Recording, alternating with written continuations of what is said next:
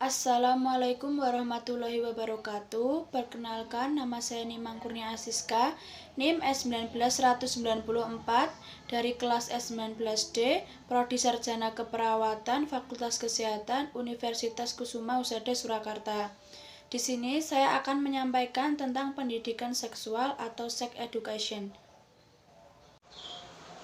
Selamat pagi, Mbak. Selamat pagi. Perkenalkan, saya perawat Nimang Kurnia Asiska dari Universitas Kusuma Husada ya, Mbak? Ya, Kalau boleh tahu ini dengan Mbak siapa? Mbak Marni. Oh ya, Mbak Marni. Nanti di sini saya akan melakukan pendidikan kesehatan seksual kepada Mbak Marni dengan tujuan agar Mbak Marni nanti mengetahui seksualitas dengan benar ya, Mbak. Ya, Apakah Mbak sudah siap?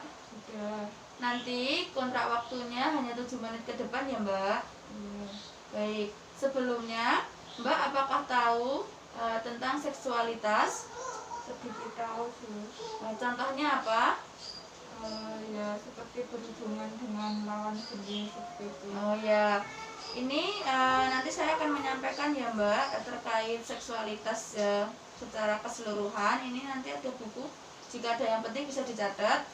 Ya, Nanti saya akan menyampaikan untuk Mbak Mari mengetahui apa itu gender, apa itu seks, bagaimana kesehatan reproduksi, seperti itu ya Mbak. ya, Langsung saja ya Mbak. Yang pertama gender. Nah, gender itu karakteristik pria dan wanita dalam masyarakat seperti norma, peran, dan hubungan antara pria dan wanita di masyarakat. Sedangkan seks itu adalah pembeda antara pria dan wanita secara biologis. Misalkan kalau pria itu mempunyai penis dan wanita itu mempunyai vagina. Nah, di dalam gender ini ada maskulinitas dan femininitas. Biasanya maskulinitas itu terkait hubungan yang erat dengan sifat pria, karena maskulinitas ini bersifat jantan. Sedangkan kalau femininitas ini bersifat kewanitaan. Nah, nilai maskulinitas ini berpengaruh positif terhadap kehidupan pribadi perempuan, seperti meningkatkan status perempuan di masyarakat, memunculkan kebanggaan pribadi, dan membuka peluang perempuan untuk membuktikan bahwa perempuan itu mampu bersaing dengan laki-laki.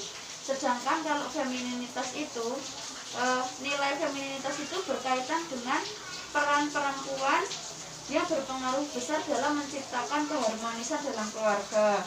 Biasanya kalau dalam keluarga itu, misalkan sudah berkeluarga kan, seorang suami atau ada masalah, itu kan biasanya seorang wanita itu menenangkan. Nah, itu tuh sudah sifat kewanitaan ya Mbak.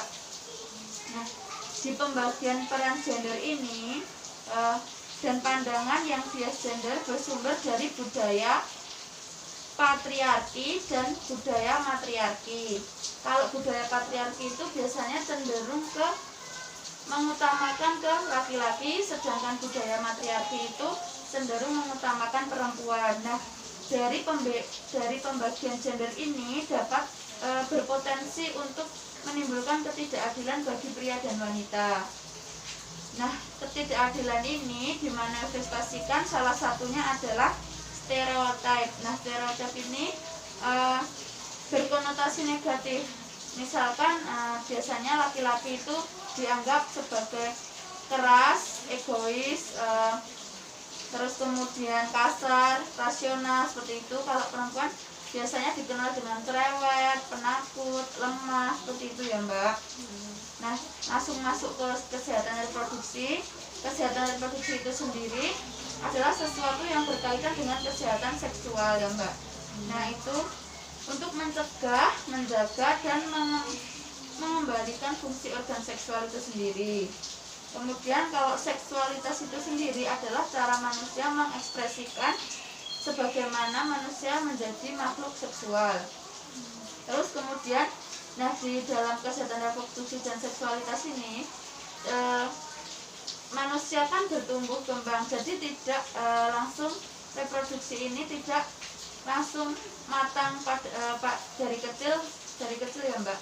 Jadi manusia itu mengalami masa pubertas laki-laki maupun perempuan. Nah, biasanya kalau pada laki-laki itu ditandai dengan ciri-ciri suara membesar, mengalami mimpi basah, kemudian tumbuh rambut di bagian tertentu kayak gitu ya Mbak, terus tumbuh jakun.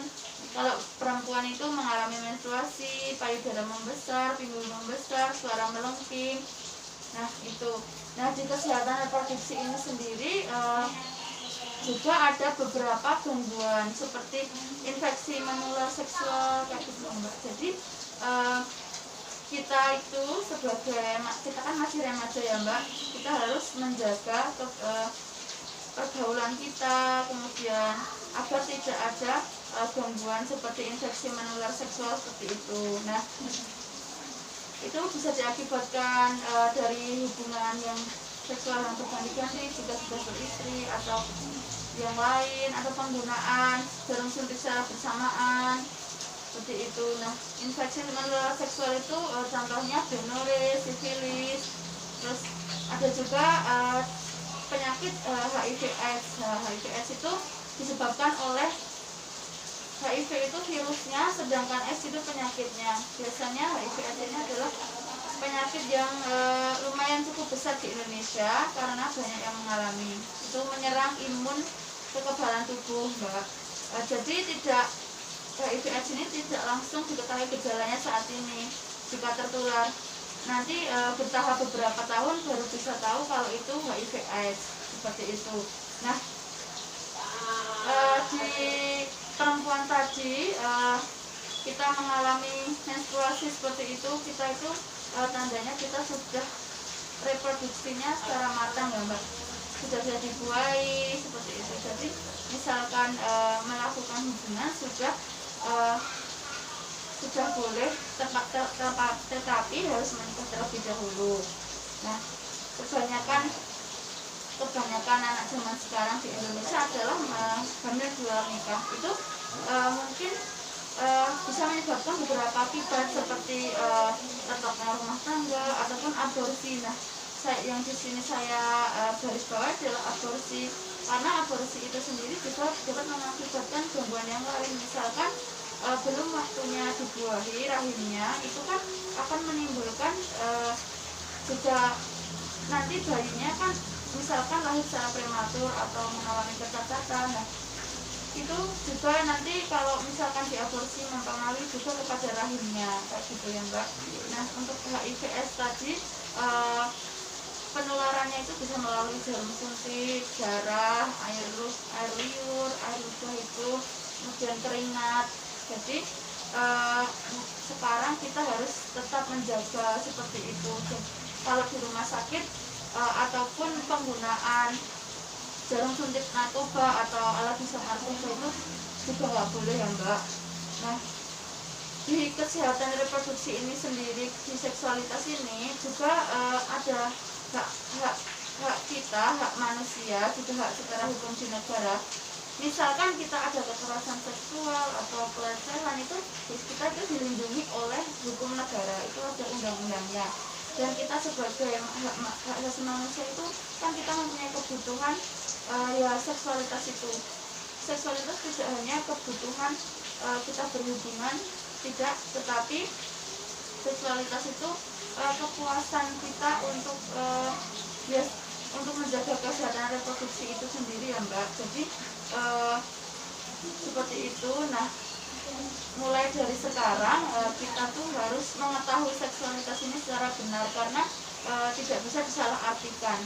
Seksualitas tidak hanya berhubungan dengan antara lawan jenis itu berhubungan, tidak, tetapi juga pada diri kita sendiri, karena itu berpengaruh kepada kan manusia juga berkembang, harus berkembang biak kan, mengalami keturunan, dan itu juga bisa nanti berpengaruh pada keturunan kita. Nah kesimpulannya kita harus tetap berada pada diri kita untuk mengetahui ini tadi ya Mbak, seperti yang sudah saya bilang, kita tetap menjaga pergaulan, kita tetap menjaga kebersihan reproduksi, tetap menjaga antara orang lain, kan kita tidak tahu orang lain itu sehat atau tidak. Seperti itu. Apakah ada pertanyaan? Kalau tidak, sudah cukup jelas? Kalau sudah cukup jelas, ini saya akhiri ya Mbak. Terima kasih atas perhatiannya. Untuk waktunya ini terima kasih. Selamat pagi. Sekian video dari saya, kurang lebihnya mohon maaf, semoga bermanfaat. Wassalamualaikum warahmatullahi wabarakatuh.